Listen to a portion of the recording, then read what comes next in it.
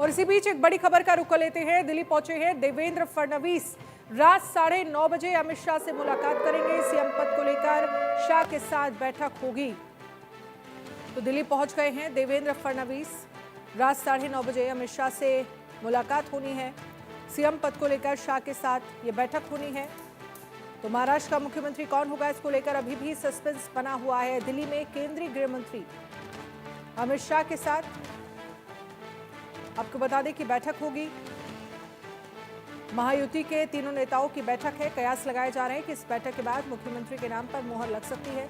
अजित पवार ने कहा है कि महाराष्ट्र के सीएम के नाम का ऐलान आज शाम तक हो जाएगा। उन्होंने कहा कि वो चाहते हैं कि देवेंद्र फडणवीस सीएम बने। इससे पहले एकनाथ शिंदे ने भी कल कहा था कि पीएम मोदी जो फैसला करेंगे वो मंजूर होगा। ऐसे में सूत्र बताते हैं कि देवेंद्र फडणवीस का नाम रेस में सबसे आगे चल रहा है। और देवेंद्र फडणवीस जो हैं वो दिल्ली पहुंच भी गए हैं। 9:30 बजे मुलाकात है अमित शाह के साथ। केंद्रीय गृह मंत्री के साथ ये मुलाकात अपने आप में बेहद खास मानी जा रही है। और ऐसे में आपको याद होगा कल एकनाथ शिंदे की तरफ से भी बयान सामने आया था। उनकी तरफ से ये कहा गया था कि प्रधानमंत्री नरेंद्र मोदी से मैंने बात की है और मैंने ये कहा है कि जो भी फैसला बीजेपी का होगा, प्रधानमंत्री नरेंद्र मोदी का होगा, वो फैसला हमें मंजूर होगा। हमारी तरफ से हर तरह का सपोर्ट है। संजय शर्मा सीनियर एडिटर इस पर ज्यादा जानकारी के लिए हमारे साथ जुड़ गए हैं। संजय, क्या जानकारी है? देवेंद्र फडणवीस पहुंच गए हैं। शाम 9:30 बजे या रात 9:30 बजे ये बैठक होनी है गृह मंत्री अमित शाह के साथ देवेंद्र फडणवीस की। लगभग देवेंद्र फडणवीस का नाम क्या तय माना जा रहा है महाराष्ट्र के सीएम के लिए? बिल्कुल, अब संशय की स्थितियां खत्म होने वाली है। आज देर रात तक मुख्यमंत्री के नाम का ऐलान कर दिया जाएगा। देवेंद्र फडणवीस रेस में सबसे आगे बने हुए हैं क्योंकि बीजेपी के नंबर सबसे ज्यादा आए। 132 नंबर बीजेपी के हैं। 145 जो हाफ मार्च था, जिसको कि बीजेपी उससे मात्र 13 नंबर पीछे है। उस पर भी बताया जा रहा है कि बीजेपी के 8 विधायक दूसरी पार्टियों से निर्दलीय के रूप में जीते हैं। तो बीजेपी का अगर खाली बीजेपी की टैली की बात करें तो 132 और 8 140 हो जाते हैं। लिहाजा अजीत पवार ने भी यही कहा कि नंबर जब बीजेपी के सबसे ज्यादा हैं तो सीएम उन्हीं का बनना चाहिए, देवेंद्र फडणवीस को बनना चाहिए। और जहां तक एकनाथ शिंदे की बात है, जो अपने आप को रेस में अभी तक माने हुए थे, कल उन्होंने एकदम से अपने आप को विड्रॉ कर लिया। साथ ही साथ पूरी बात उन्होंने प्रधानमंत्री नरेंद्र मोदी पर डाल दी कि वो जो भी फैसला करेंगे प्रधानमंत्री मोदी, वो फैसला उन सभी को स्वीकार्य होगा। तो एकनाथ शिंदे ने अपनी बात कर दी। अजित पवार पहले से ही रेस से हट चुके, तो अब पूरा की पूरा फार्मूला इसी पर चल रहा है। एक सीएम 2 डिप्टी सीएम बनेंगे। एक डिप्टी सीएम एनसीपी को मिलेगा। अजित पवार स्वाभाविक रूप से डिप्टी सीएम बन सकते हैं। साथ ही साथ एक डिप्टी सीएम का पद मिलेगा शिवसेना शिंदे गुट को।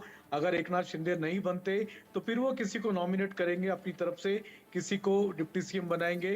हो सकता है वो खुद भी डिप्टी सीएम बन जाए या फिर हो सकता है वो केंद्र में आकर के केंद्रीय मंत्री बनना चाहे। तो ये देखना होगा आज देर रात जो बैठक होगी उसमें क्या फार्मूला निकल के आता है एकनाथ शिंदे के लिए। जहां तक देवेंद्र फडणवीस की बात है तो वो दिल्ली पहुंच चुके हैं और उनका भावी मुख्यमंत्री बनना लगभग तय माना जा रहा है। संजय आपसे एक चीज और मैं समझना चाहूंगी, क्योंकि देखिए अगर देवेंद्र फडणवीस के नाम पर सीएम को लेकर मोहर लगती है तो फिर 2 डिप्टी सीएम का फॉर्मूला तो रहेगा। एक तो एनसीपी की तरफ से और दूसरा शिवसेना एकनाथ शिंदे की तरफ से। तो एकनाथ शिंदे की तरफ से क्या लग रहा है, किसका नाम आगे हो सकता है डिप्टी सीएम को लेकर?